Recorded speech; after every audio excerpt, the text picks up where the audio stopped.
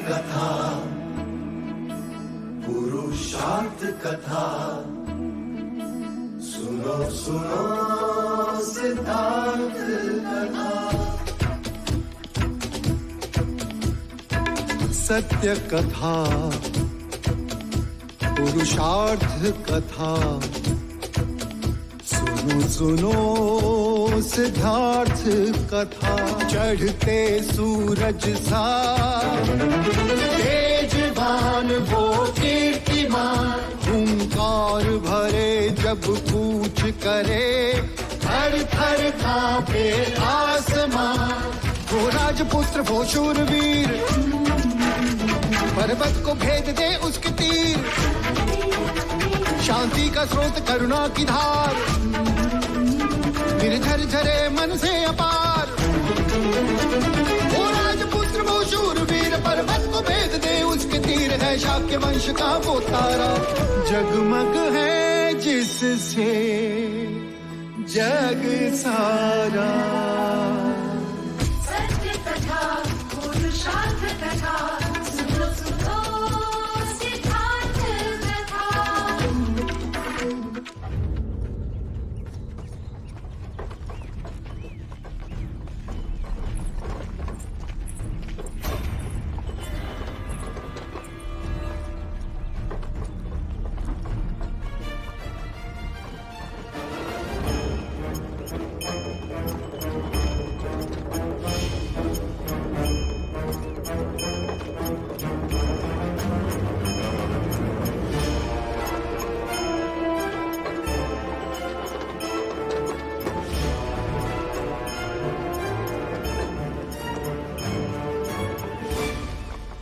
ये सब क्या है युवराज?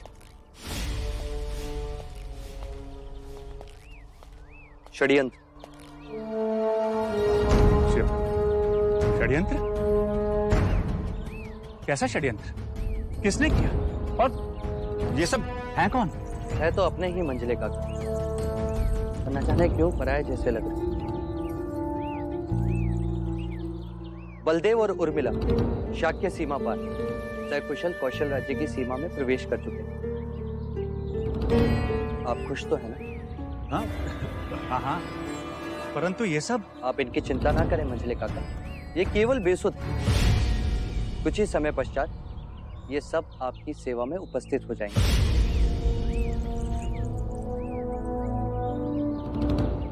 क्या आपको नहीं लगता मंझले काका कि अब हमें सिर्फ एक ही काम करना चाहिए? दूसरे देश के गुप्तचरों को नहीं, पहले हमें हमारे ही देश के राजद्रोहियों को ढूंढना चाहिए।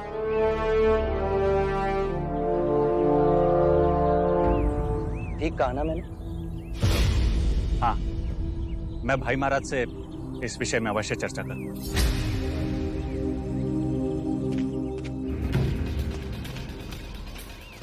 युवराज, हमें महाराज को भी ये बात बता देनी चाहिए कि किसी ने आपके प्राण लेने की नहीं चलना।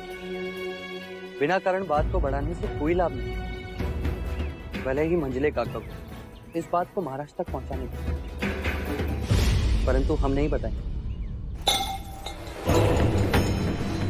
सारे हत्यारे असफल हो गए, बलदेव बच गया, हमारी सारी कौड़ियां उल्टी पड़ गई।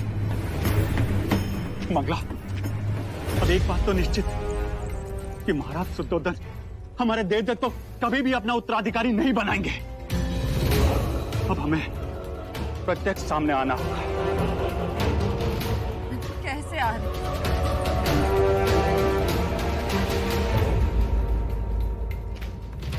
एक रास्ता है, किसी भी प्रकार राजा दंडपानी हमारे हाथ आ जाए। राजा दंडपानी? तो उनसे देवदत्त के उत्तराधिकारी बनने का क्या संबंध है आर्य? संबंध है मंगला। देवदत्त को उत्तराधिकारी बनाने के केवल दो ही रास्ते हैं। राजा दंडपानी की महाकौशल से घनिष्ठ मित्रता है और उनकी सहायता से हम महाराज प्रसन्नजीत तक पहुंचेंगे और फिर उनके साथ मिलकर कपिलवस्तु का राज पलट देंगे।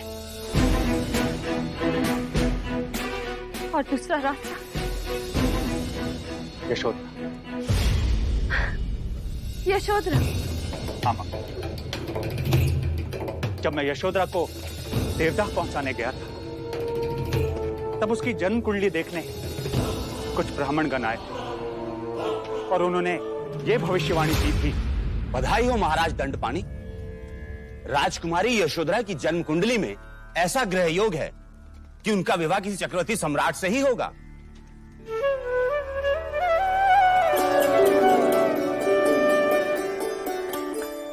और यदि ऐसा ना हुआ तो? तो राजकुमारी के ग्रह योग उसे महाराज तो अवश्य बना ही देंगे। अर्थात वो जिससे भी विवाह करेंगी वो महाराज तो अवश्य बन जाएगा। अर्थात अब कुछ भी हो जाए हमें देवदत्त का ब्याह यशोधरा से करवाना ही होगा।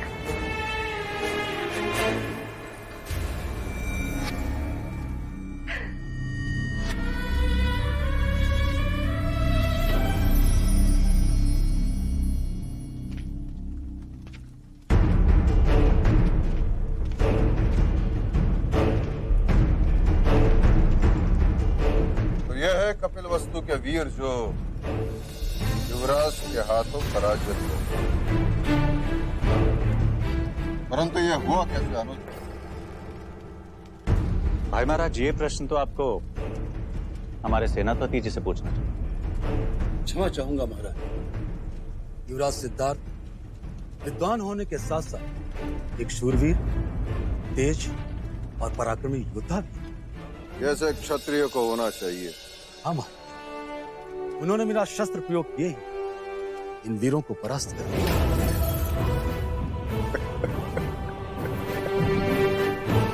मैं अत्यंत प्रसन्न हूं। युवराज सिद्धार्थ ने केवल तुम्हें ही नहीं मुझे भी पराजित कर। यदि वो यहां उपस्थित होता तो मैं उसकी पीठ थपथपाता और उसे गले लगाता।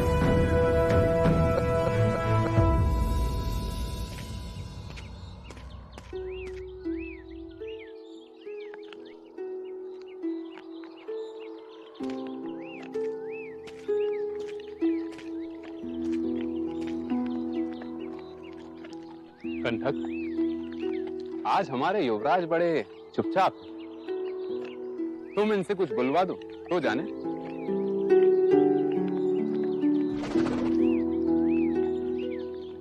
युवराज, आज तो आपको खुश होना चाहिए।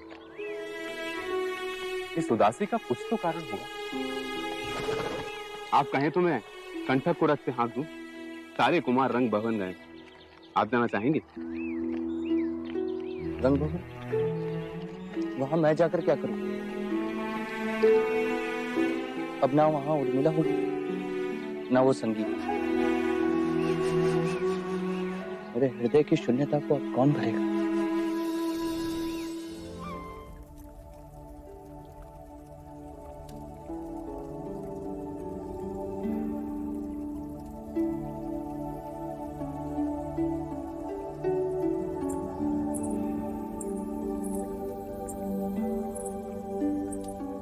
देव, श्रवस्ती से मेरे लिए क्या लाए? एक स्वप्न। स्वप्न? कैसा स्वप्न?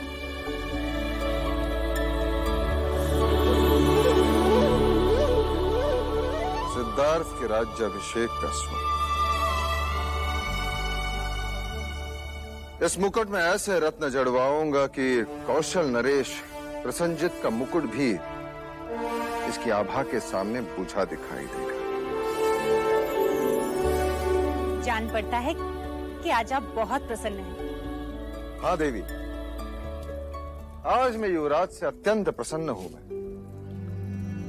आज तुम्हारे पुत्र ने मुझे भी पराजित कर दिया। वो कैसे?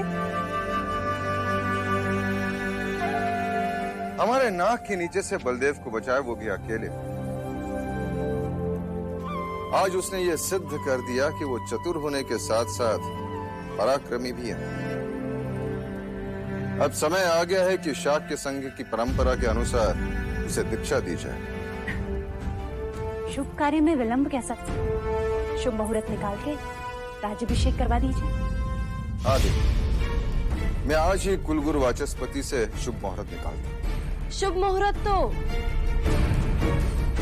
विवाह का निकालना चाहिए कुलगुरु से। विवाह का मुहूर्त? हाँ महाराज, पहले युवराज का विवाह करवाएं, उन्हें गृहस्थ जीवन का आनंद लेने दें, फिर राजनीति का पाठ पढ़ाएं, और फिर ये मुकुट उनके सर पर रखकर उन्हें सिंहासन सौंप।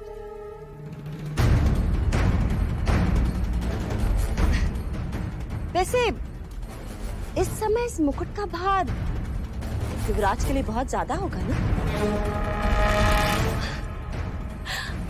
आप तो युवराज को अच्छी तरह से जानते हैं ना। जो भी करते हैं 100% करते हैं। अब राजनीति में रम गए तो समझो राजनीति में ही रम गए, तो संसार कहाँ याद रहेगा? और वैसे महाराज, एक बात का भय भी है कि कहीं राजनीति युवराज सिद्धार्थ को फिर से विरक्त ना बने।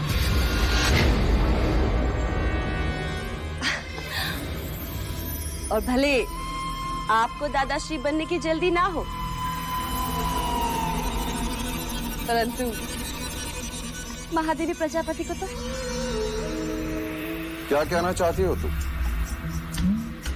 यही महाराज कि वसंत ऋतु का अवसर है, आयु भी हो चुकी है, यही सही समय है जब हमें युवराज और बाकी कुमारों का विवाह करवा देना चाहिए। क्यों महादेवी? हाँ देवी, मंगला दीदी ठीक कह रही है।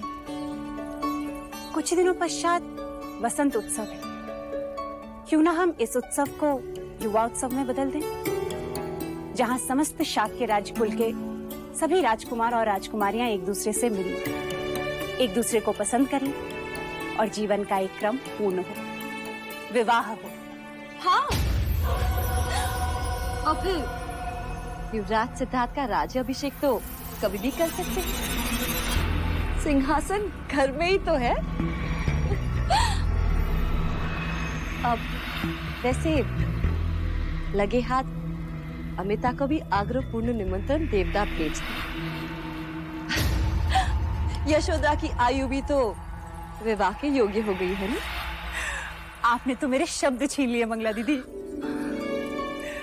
देव, मंगला दीदी का विचार सराहनीय है।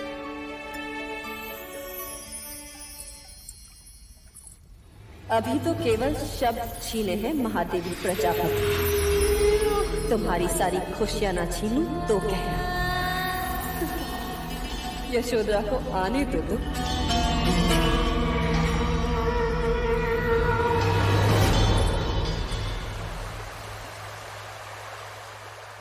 महादेवी, महादेवी, महादेवी, आज राज्यसभा में घोषणा हुई कि वसंत उत्सव में मिलने वाली शाक्य परिषद में युवराज सिद्धार्थ को संघ का सदस्य बनाया जाएगा। सच?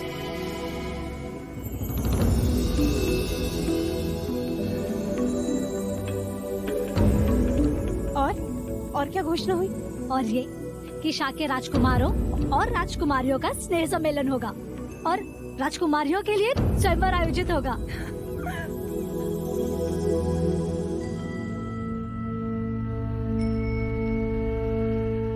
पर तू क्यों इतना खुश हो रही है?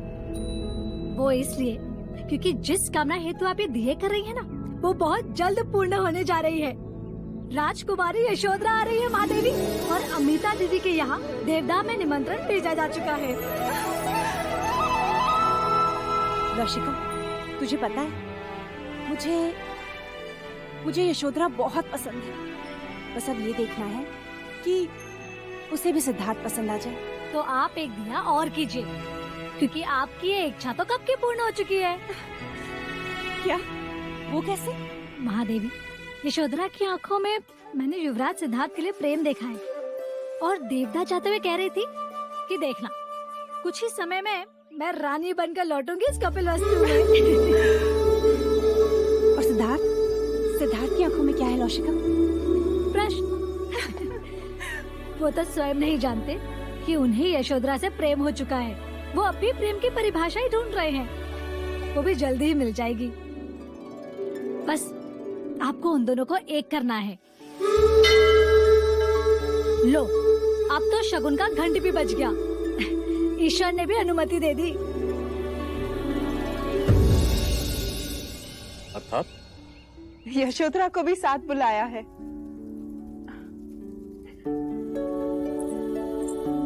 माँ, इतनी प्रसन्न होकर क्या पढ़ रही हो? किसी के विवाह का निमंत्रण आया है क्या? हाँ, ऐसा ही समझ ले। कपिलवस्तु से आया है। वहाँ स्नेह सम्मेलन में युवा उत्सव का आयोजन भी किया गया है।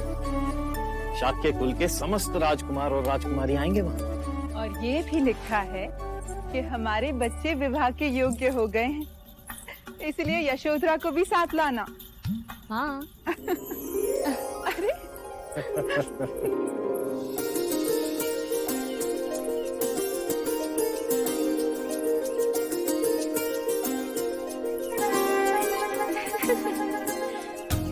अच्छा, तो तुम अब कपिलवस्तु के राज परिवार की वधू बनोगी? ऐसे कैसे कह सकती हो तू? सुना नहीं, हमारे बच्चे अब विवाह योग्य हो गए हैं। हमारे बच्चे अर्थात कपिलवस्तु के किसी एक राजकुमार के साथ हमारी यशोधरा की विवाह की बात छेड़ेंगे बोलो? इसमें हमें कौन सी आपत्ति हो सकती है? वैसे भी वो शाक्य कुलाधीश हैं। देवदत्त से बात चले तो मैं सोच भी सकता, किंतु सिद्धार्थ के साथ कदापि नहीं। बता दो, युवराज सिद्धार्थ दिखने में कैसे हैं?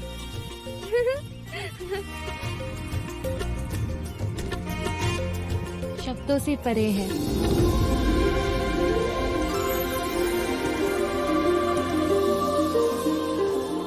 और उनकी आंखें प्रेम और करुणा से भरी है उनकी आंखें।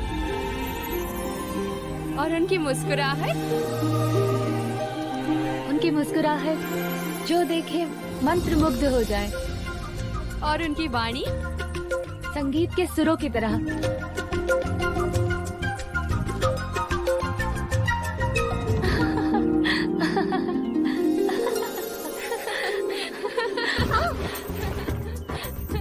आज तक सुना था, आज देख भी लिया प्रेम में लोग कैसे गिरते हैं। तुझे अभी बताती हूँ। क्या?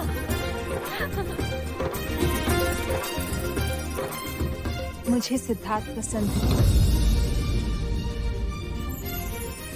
परंतु मुझे देवदत्त पसंद है।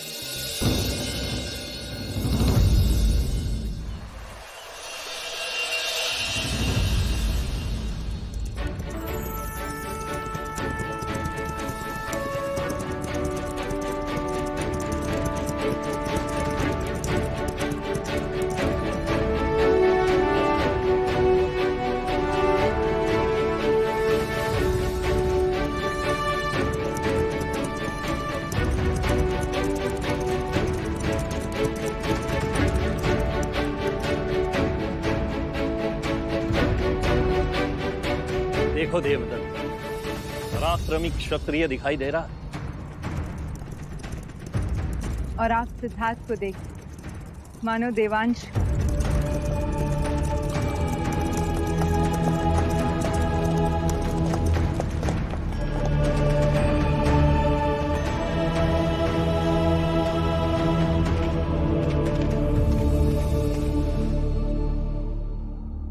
सिद्धार्थ का प्रणाम स्वीकार करें राजा दंडपाणी। जीते रहो।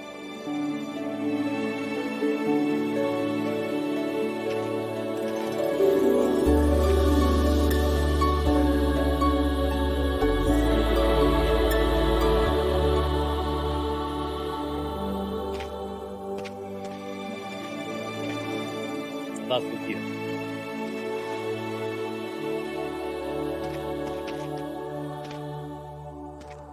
स्वागत है आपका कपिलवस्तु में।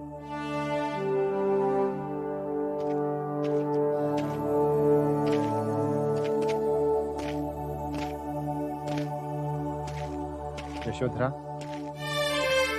ये तुम्हारे लिए। तुम मेरे लिए कुछ नहीं लाए सिद्धार्थ? मैं जानता था तुम मांग कर लेने वालों में से हो।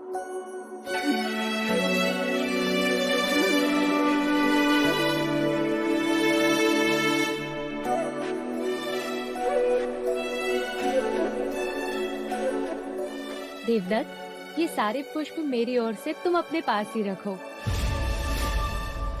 मेरे लिए तो ये एक कमल ही पर्याप्त है।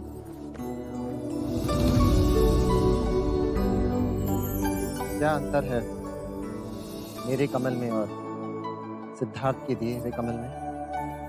प्रत्यक्ष तो कोई नहीं, किंतु हाँ, परोक्ष अवश्य है।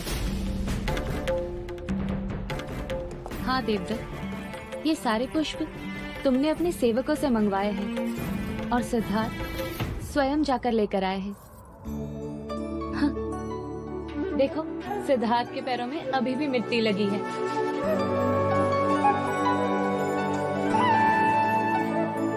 कोई है? युवराज के पैर धुलाने का प्रबंध किया जाए। चलो सिद्धार्थ।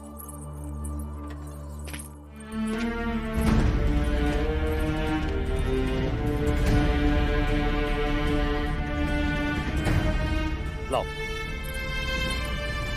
राजा द्रोणोदन तुम्हारे बड़े गुणगान कर रहे थे। कह रहे थे तुमने एक चीते का सर काट दिया था।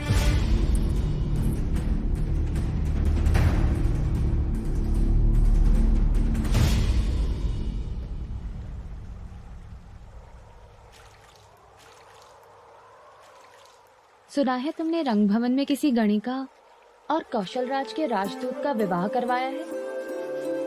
हाँ, वो दोनों एक दूसरे से बहुत प्रेम करते थे।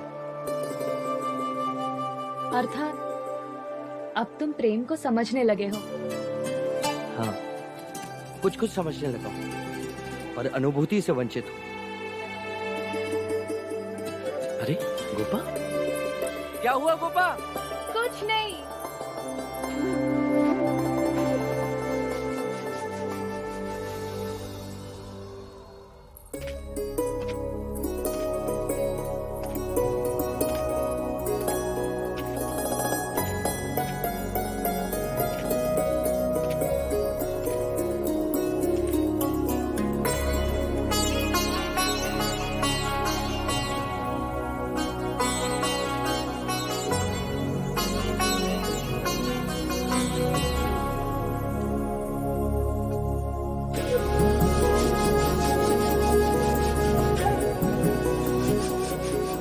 इतने सारे दीपक तुम्हारे आने की खुशी में।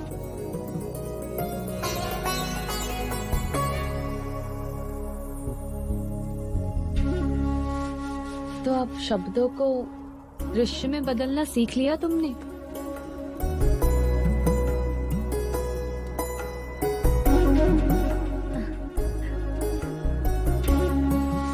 एक प्रश्न करना है तुमसे।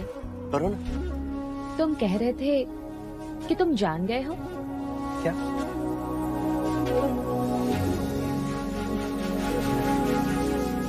प्रेम को। तो अब बताओ, प्रेम क्या है? सच कहा था तुमने। जल से पतला है प्रेम, प्रकाश से तेज है प्रेम। जो आंखों से होता है, जो हृदय से छलकता है, जो बातों में महकता है, वो प्रेम है। प्रेम सब जगह दिखाई देता है। वृक्ष से लिपटी इन लताओं को देखो, हरी झाड़ियों और सरोवर में प्रेम। हंसनी के पीछे हंस का चलना प्रेम। वर्षा ऋतु में मेंढकों का टर टर करना भी प्रेम। अब ये मेंढकों का टर टर बंद करो और कहो, ये प्रेम यदि मनुष्य में हो तो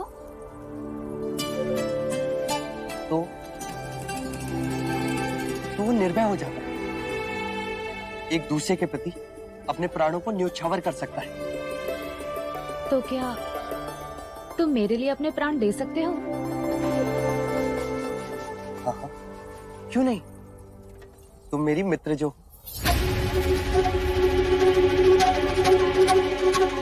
मित्र?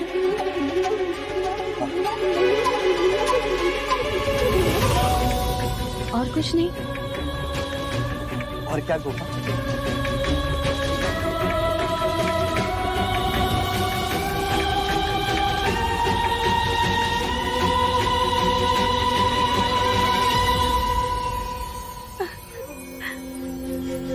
गोपा,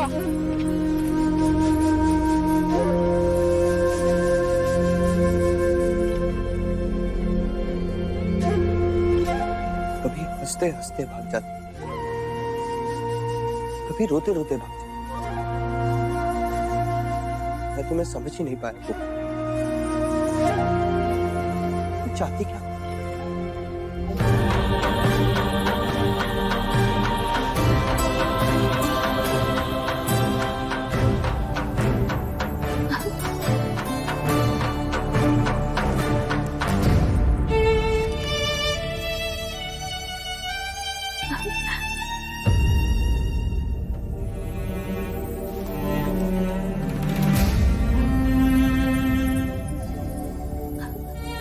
यशोधरा, क्या हुआ?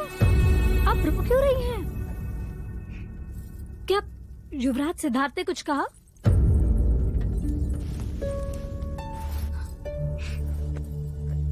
कुछ नहीं।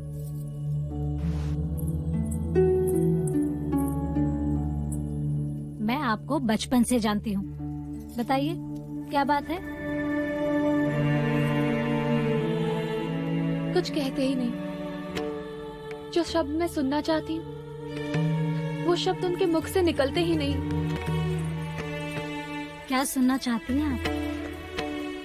यही कि तुम्हारी बहुत याद आई।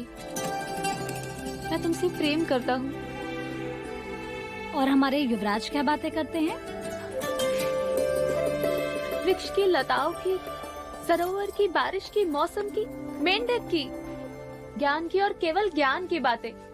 प्रेम की तो जैसे कोई अनुभूति ही नहीं है उन्हें।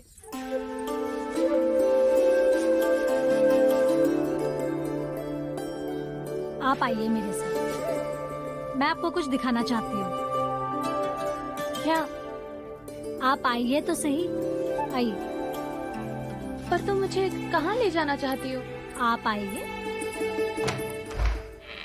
आइए।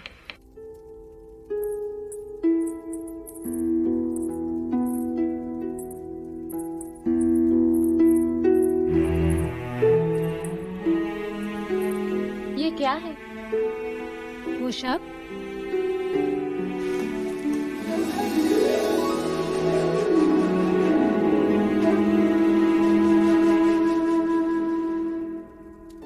ये तो मेरी प्रतिमा है। ये किसने बनाई? युवराज ने।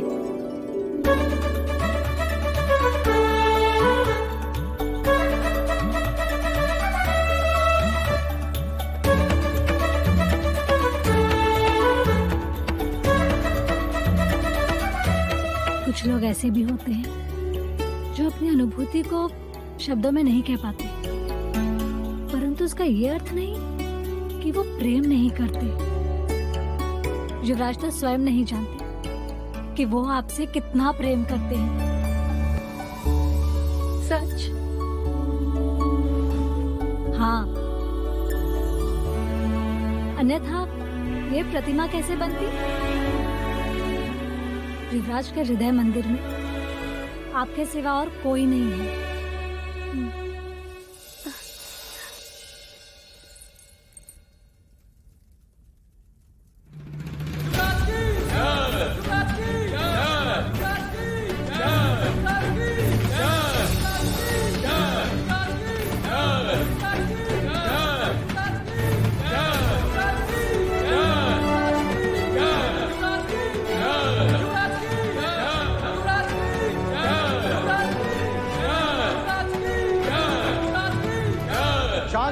शांत हो जाइए। शाह के संघ को इस बात की अपार प्रसन्नता है कि आज उनके बीच एक ऐसा व्यक्ति संघ का सदस्य बनने जा रहा है, जिनका लोक चाहन इतना अधिक है कि उनकी उपस्थिति से संघ उत्साहित होगा और सदैव गौरव अनुभव करेगा। मैं शाक्य कुल नरेश महाराज शुद्धोधन के जयेश पुत्र सिद्धार्थ गौतम को शाक्य संघ का सदस्य बनाने का प्रस्ताव रखता हूं। क्या इनकी सदस्यता सबको स्वीकार है?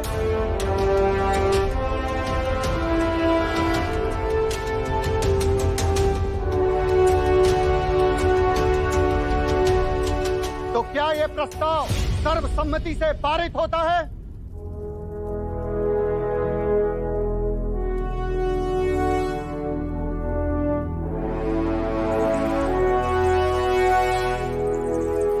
युवराज सिद्धार्थ गौतम को शाक्य संघ का सदस्य बनने की बधाई हो। बधाई हो युवराज, बधाई हो।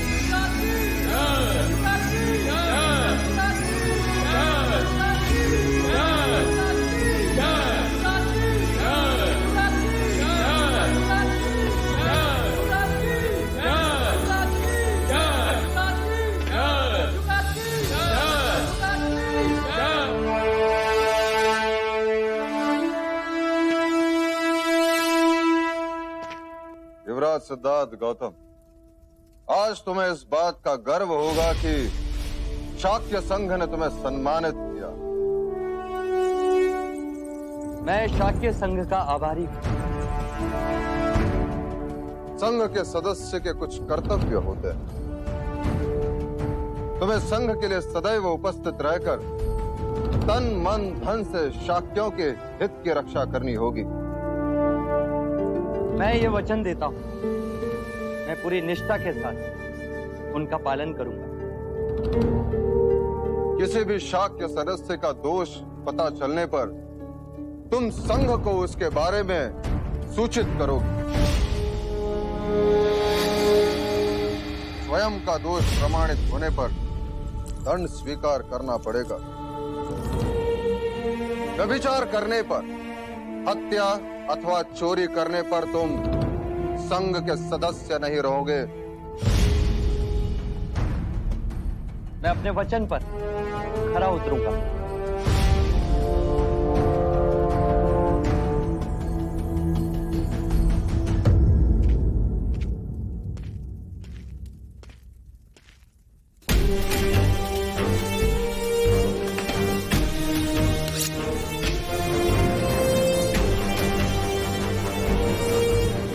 प्रतिज्ञा करता हूं, मैं शाक्य कुल के सभी नियमों का सदैव पालन करूंगा। शाक्य कुल पर आने वाली सभी विपत्तियों का सामना करूंगा।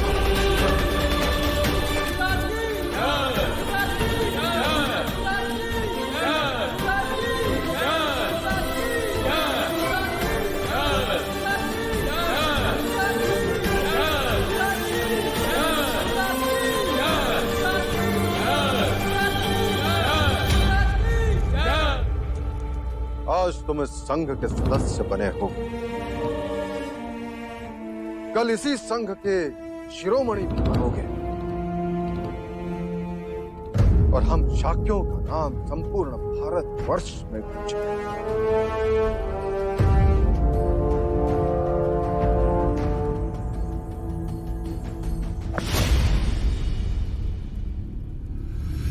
मुझे अश्वमेघ यज्ञ करना है।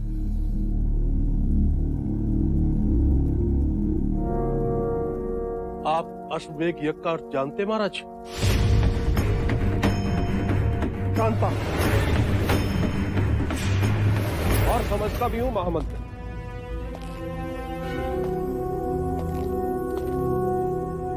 हम यज्ञ करके एक अश्व को छोड़ देंगे जिसके साथ कौशल की सेना होगी। वो अश्व जिस देश में विचरण करेगा उस पर हमारा आधिपत्य होगा। जो देश उसे रोकेगा उससे मंत्रणा होगी। यदि वो हमारा आधिपत्य माने तो ठीक, अन्यथा युद्ध होगा।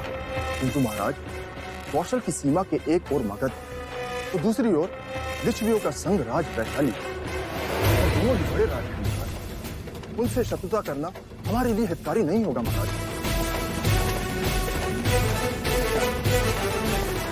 हम उनसे शत्रुता नहीं करेंगे, और हमारा अश्व उस दिशा में गया तो अश्वमेघ यज्ञ के पश्चात अश्व वहीं जाएगा जहां हम चाहेंगे। मैं तो समझा नहीं महाराज।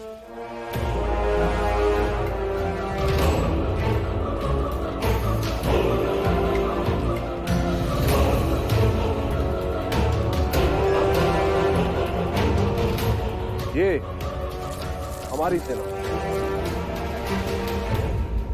और ये उनकी सेना, परंतु हमारे सबसे निकट शाक्यों का गणराज और अश्व। सबसे पहले शाक्यों के देश कपिलवस्तु जाएंगे।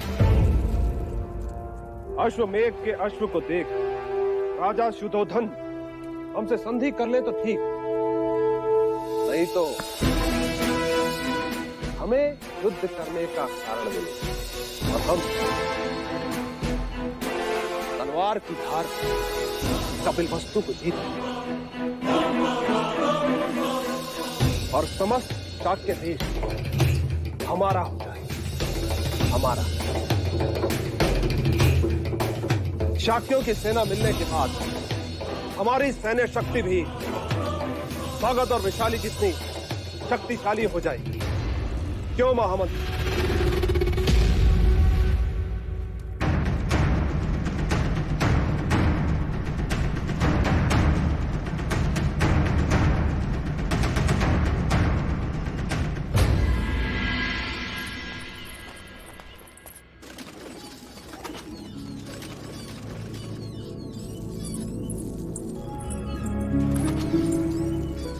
अच्छा हुआ आप यहाँ मिल गई। क्यों ढूंढ रही हो? एक शुभ समाचार जो देना है। मैंने महाराज और महादेवी को आपके और युवराज सिद्धार्थ के विवाह की बात करते सुना है।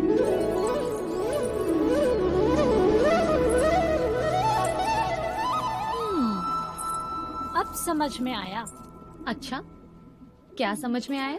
कि आप हर दिन बिना भूले यहाँ दाना डालने क्यों चली आती हैं? नाम इन पंछियों का और मिलन युवराज से। अरे तो सच सच बताइए, आप यहाँ युवराज की प्रतीक्षा कर रही थी ना? जानती हो तो फिर पूछ क्यों रही हो? इतना ही समझती हो तो फिर यहाँ क्यों रुकी हो? जाओ यहाँ से। अरे जाओ।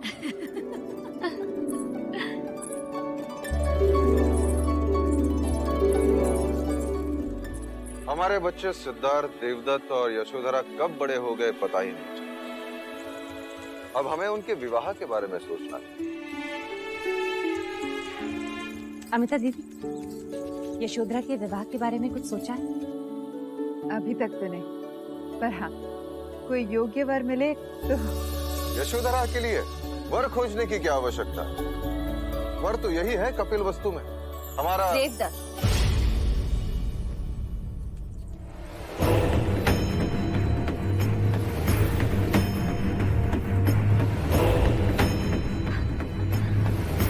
यही कहना चाह रहे थे ना आप महाराज?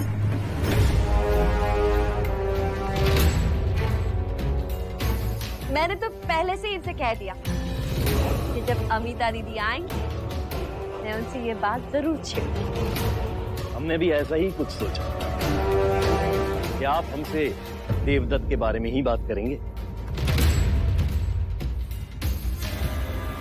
सच कहा।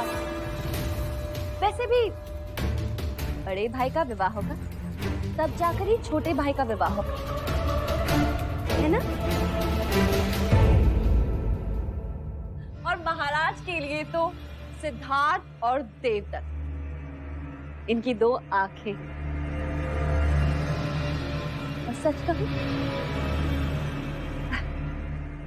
महाराज देवदत्त के बारे में पहले सोचते।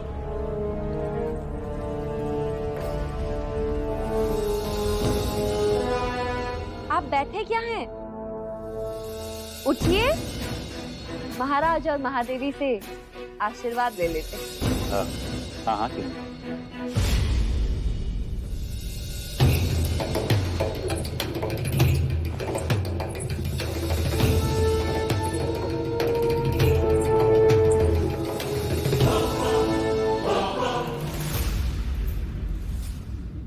सबके सब बस दाना चुगे जा रहे हो। है किसी को मेरी परवाह? है कोई जो जाकर युवराज को बुला लाए?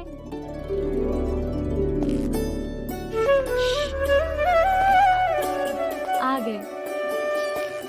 पता है तुम्हें, इस समय हमारे परिवार वाले हमारे विवाह की बातें कर रहे हैं।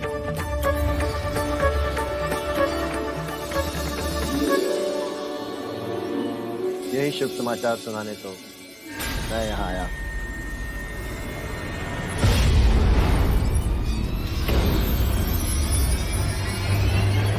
देवदत्त और यशोधरा का विवाह।